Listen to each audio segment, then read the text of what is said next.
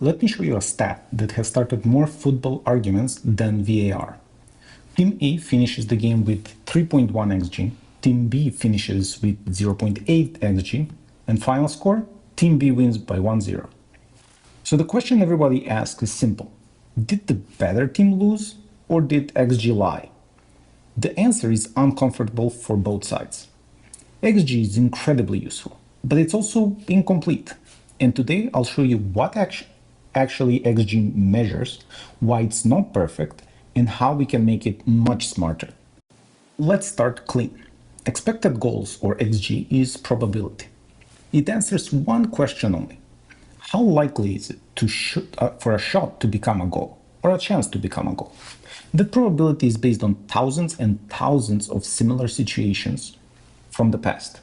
Modern XG models usually look like this: distance from goal, angle to goal, body part used for a shot, type of assist, like a cutback or a cross, and defensive pressure.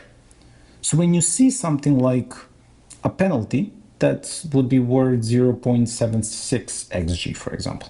A tap-in is worth 0.6 or higher. A long-range shot, something like 0.02. That's not opinion, that's history talking. And here's the key line.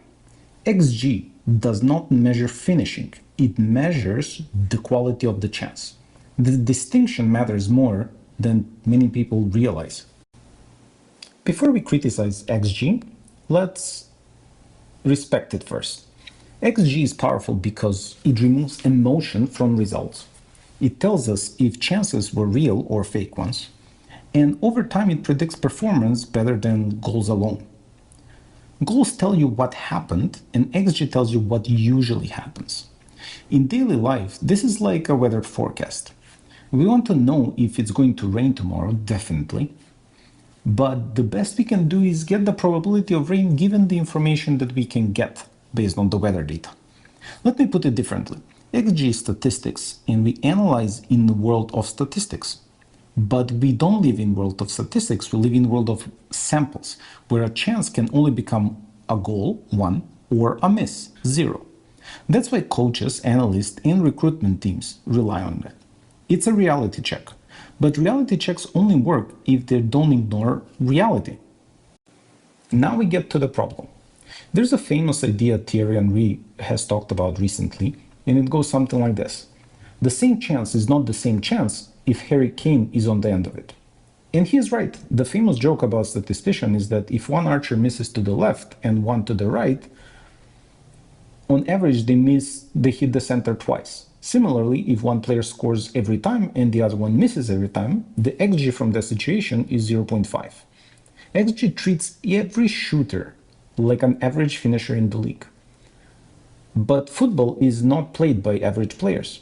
Let's say a chance to score from a position is worth 0.25 XG.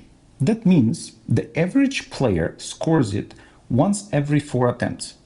The first team strikers might be better, scoring 1 in 3 or 0.33 xg. But an elite striker might score it once every 2 attempts, or Harry Kane might be even over 50% of the time.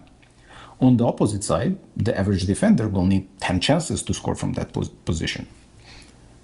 Seemingly same shot, same xg, completely different reality. And this is why some players beat the xg year after year, others underperform season after season, and calling it all a luck becomes a little bit of a lazy analysis. Let me try to explain this issue with an analogy. Think about Google in the early days. Years ago, if you searched something on Google, you got the same result as everybody else, another person searching the same thing. Didn't matter who you are, or didn't matter where you lived, and didn't matter what you searched yesterday. Same input, same output, but Google evolved over time. So now your location matters, search history matters, your preferences matter. The search results are adjusted to you. To be honest, their ads also did the same, so you're getting more relevant ads even if you're not looking for that in that moment. Nevertheless, I'm trying to say that old Google was accurate, but modern Google is relevant. The algorithms are so good these days that you don't even need to search for something. YouTube can suggest this video to you because they know you're interested in soccer and getting better at understanding it, while they will not suggest it to your neighbor who watches videos on underwater basket weaving all day. XG today is like old Google. It gives the same answer for everyone, even though not everyone is the same. And here's the core issue. XG answers how good was the chance, but does not answer how good the player taking is. And that's the missing layer. The XG determined if the player field positioning was good to get a chance to shoot, or if the teammates delivered a good enough ball to take that shot. However, that player might not be shooting poorly or through the middle or off target. Finishing is a skill, shot selection is a skill, and first touch under pressure is a skill, as well as composure is a skill. The context matters. If you ignore that the skill of finishing matters, results in people not believing in statistics. And if the player shooting matters, does the player defending matters too? Absolutely. We've seen coaches substituting the goalkeeper right before penalty shootout. And it makes total sense. Some goalkeepers are better in certain situations. Penalties, for example. But another situation is one-on-ones, or free kicks, or corner kicks. If you have a very tall and very strong keeper that regularly catches half of the corner kicks, how can you equate him to the goalkeeper that is never getting to the ball in those high-floating crosses? Well, XG is doing exactly that. So how do we improve XG without throwing it away? Simple idea. Don't replace XG. Upgrade it. Step 1, keep normal XG as the base. Step 2, look at players' historical finishing, goals scored versus expected goals.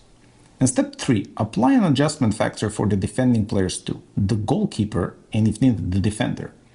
For example, if a player consistently scores 20% more goals than their XG, a 0.3 XG chance becomes a 0.36 adjusted XG for that player.